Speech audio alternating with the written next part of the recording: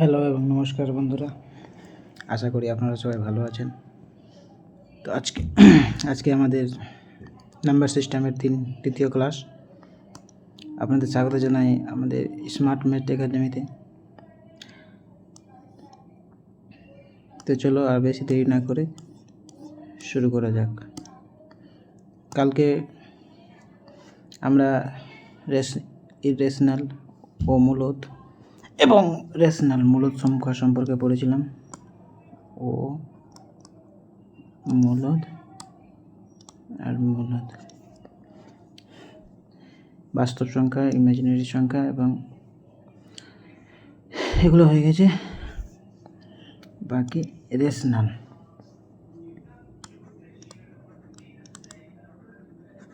মানে মূলদ সংখ্যা কাকে বলে? যে সমস্ত সংখ্যাকে আমরা p/q আকারে লিখতে পারি, যে সমস্ত সংখ্যাকে আমরা p/q আকারে লিখতে পারি, যেখানে q ≠ 0 ছিল। তো কয়েকটা উদাহরণ, যেমন 5 -32, 5/8, 0.399 ইত্যাদি।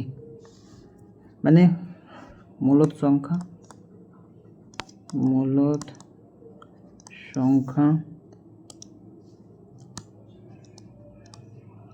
ধনাত্মক পজিটিভ হতে পারে, ঋণাত্মক,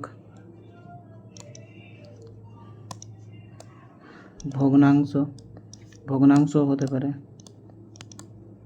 পজিটিভও হতে পারে, নেগেটিভ হতে পারে, ভগ্নাংশ হতে পারে, দশমিকও হতে পারে। মূলদ সংখ্যা ধনাত্মক, ঋণাত্মক, ভগ্নাংশ, দশমিক, জিরো হতে পারে।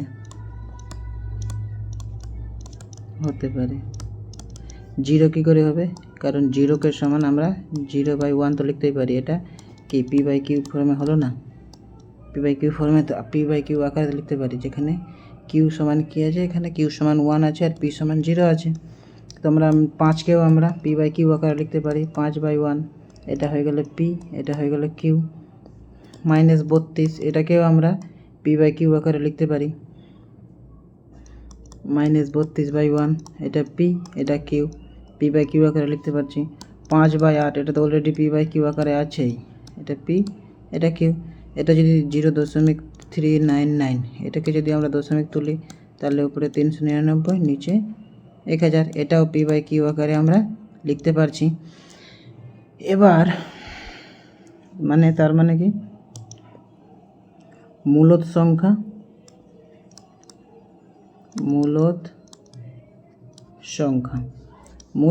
কি কি?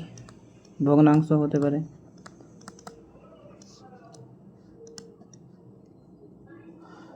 ভগ্নাংশ, দশমিক। কি কি দশমিক? একটা সসীম দশমিক, অসীম দশমিক কি, সেগুলো আগের ক্লাসে 2 নম্বর ক্লাসে পড়ানো হয়েছিল, সেখানে দেখে নিই। সসীম দশমিক আর আবৃত্ত দশমিক। মানে মূলদ সংখ্যা কি? ভগ্নাংশ হতে পারে, সসীম দশমিকের মধ্যে সসীম দশমিক এবং আবৃত্ত দশমিক হতে পারে। আরেকটা পূর্ণ সংখ্যা হতে পারে। পূর্ণ সংখ্যা যেমন 5 -32, পূর্ণ সংখ্যাও হতে পারে। পূর্ণ সংখ্যা মানে ইন্টেজার। ঠিক আছে? তো ইন্টেজার কি?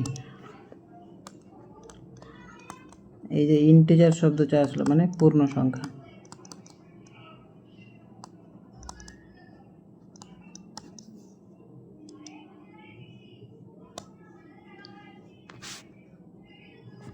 এই পূর্ণ সংখ্যা আমরা দেখতে পেলাম, আমরা দেখতে পেলাম যেমন 5 সমান 5/1 আমরা লিখতে পারি। এখানে 5টা হলো p/q আকারে লিখতে পারছি। p সমান 5 হলো, q সমান 1 হলো। আমরা 5কে কি লিখতে পারছি? 5/1 আকারে লিখতে পারছি। এটা p, এটা q। সেরকম -30 এটাকেও -30/1 লিখতে পারছি। এটা হয়ে গেল পি, এটা হয়ে গেল কিউ, মানে p/q আকারে লিখতে পারছি। মানে কি, ইন্টেজার সেই সমস্ত মূলদ সংখ্যা, ইন্টেজার হলো সেই সমস্ত মূলদ সংখ্যা, ইন্টেজার হলো সেই সমস্ত মূলদ সংখ্যা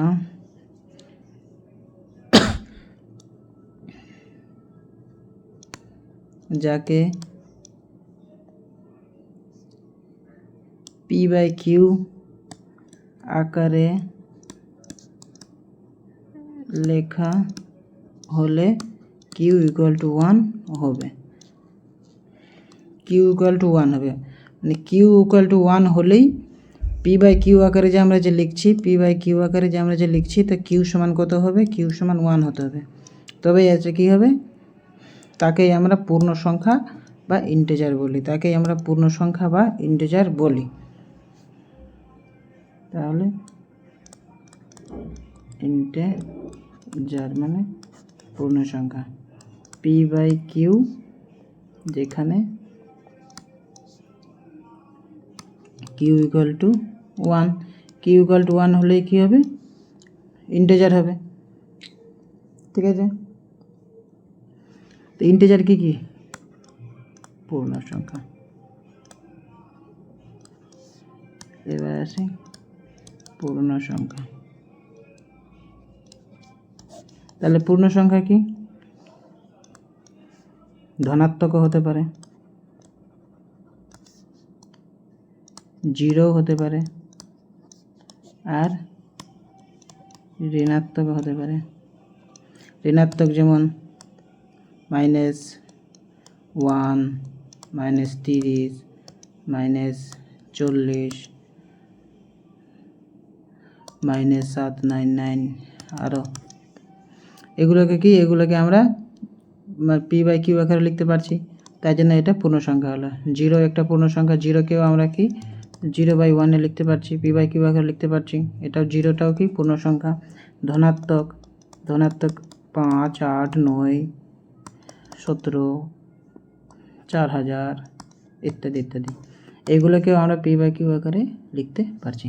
সুতরাং পূর্ণ সংখ্যা কি? 0 হতে পারে, ধনাত্মক হতে পারে, ঋণাত্মক হতে পারে। ঠিক আছে, এরপরে এই যে ঋণাত্মক পূর্ণ সংখ্যা,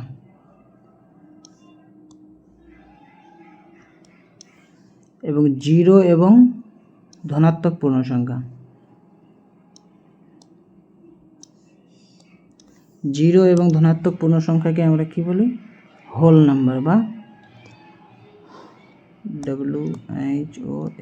WHOLE, whole number, whole number বা অখণ্ড সংখ্যা, হোল নাম্বার বা অখণ্ড সংখ্যা, অখণ্ড সংখ্যা। তো অখণ্ড সংখ্যা কি? যে সমস্ত পূর্ণ সংখ্যা ঋণাত্মক বাদ দিয়ে 0 এবং এই ধনাত্মক, এই পূর্ণ সংখ্যাকে হোল নাম্বার বলে। যেমন হোল নাম্বার উদাহরণ কী হবে? এক্সাম্পল 0, 1, 2, 3, 4, 5 চলতে থাকবে। আর ঋণাত্মক পূর্ণ সংখ্যা -1, -2, -3, -4, -5 চলতে থাকবে। ঠিক আছে, তো হোল নাম্বার কাকে বলে?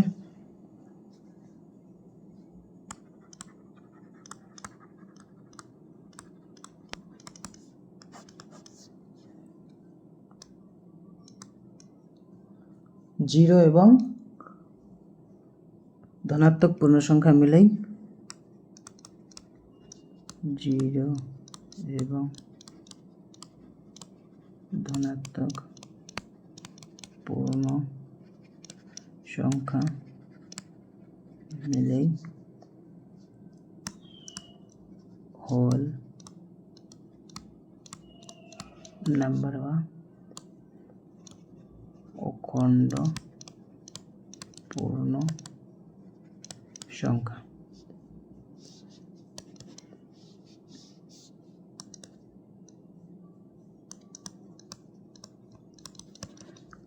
হোল নাম্বার হলো 0 এবং ধনাত্মক পূর্ণ সংখ্যা মিলে কি অখণ্ড সংখ্যা।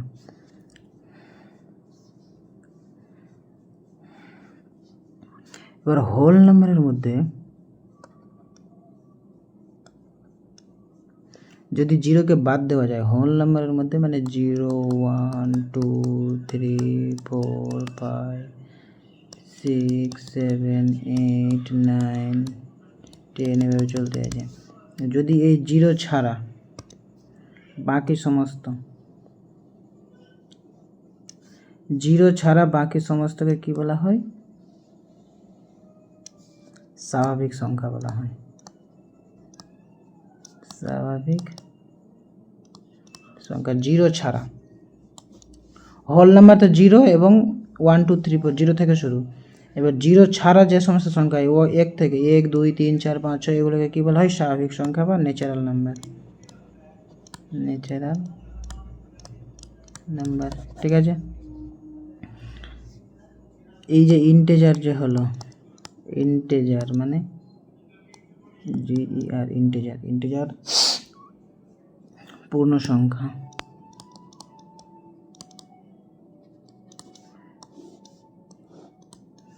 ঋণাত্মক হলো, একটা 0 হলো, একটা ধনাত্মক হলো।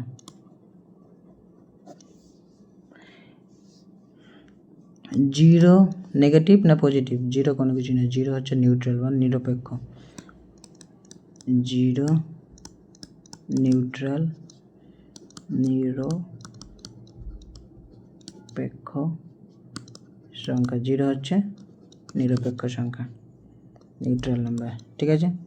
আর ধনাত্মক 1 2 3 4 5 6 এভাবে চলতে আছে।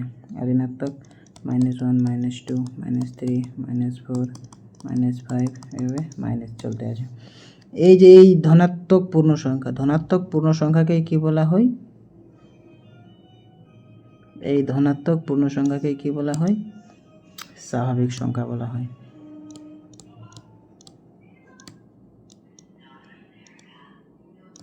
স্বাভাবিক সংখ্যা। এই ধনাত্মক পূর্ণ সংখ্যাকে কি বলা হয়? স্বাভাবিক সংখ্যা বলা হয়, ঠিক আছে।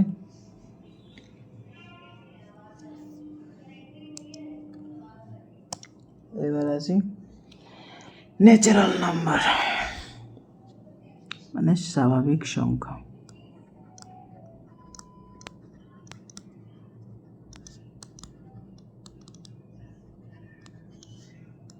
স্বাভাবিক সংখ্যা বা ন্যাচারাল নাম্বার।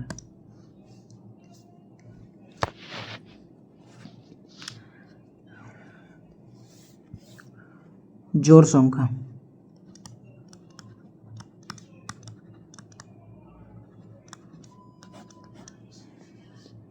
বিজোড় সংখ্যা,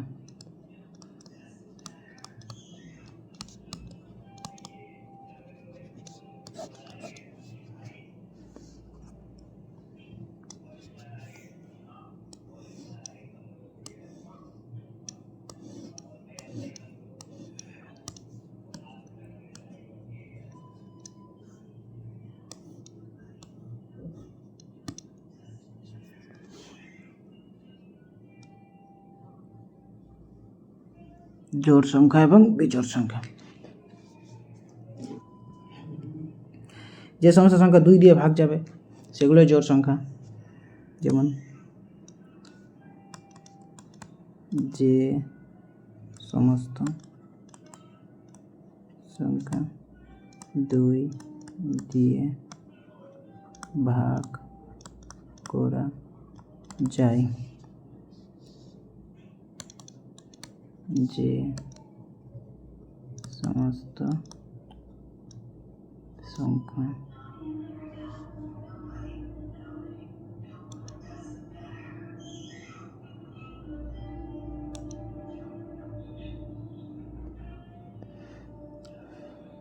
সরি বন্ধুরা, কিছু টেকনিক্যাল সমস্যার জন্য ক্লাসটি ব্যাহত হলো, তার জন্য দুঃখিত।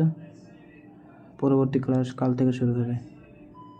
যদি কোনো এর মধ্যে যদি কোনো সমস্যা হয়ে থাকে তাহলে অবশ্যই তোমরা কমেন্ট করো, যেটা বুঝতে অসুবিধা হয়েছে কমেন্ট করো, আমি তোমাদের কালকে সমস্যার সমাধান করে দেবো। ভালো থেকো, সুস্থ থেকো, বাই।